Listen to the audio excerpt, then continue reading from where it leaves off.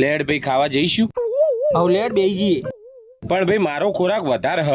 મારા મોહનથાળનો ચોક તો 5-6 ખાવા જોશી. ઈમો ખાઈ લેવાનો યાર. ભાઈ મહેમાન થઈને આયા છીએ, 5-6 ચકતો મિલાઈએ તો સારું ના લાગે. કોક આઈડિયા કર ને. આ લેટ ખવડાવું તને. આબરૂએ નહીં જાય અને મોહનથાળનો ચોકટો ખાવો એટલો ખાવા મળશે તને. લેટ ભાઈ મારી અને કરશનભાઈની શરત લાગી છે 500 રૂપિયાની. કરશનભાઈ એમ કે મોહનથાળનો 20 ચોકટો ખાઈ જશે. આજ જોઈ લઈએ ચેવા કોઈ. ખાઈ જવું.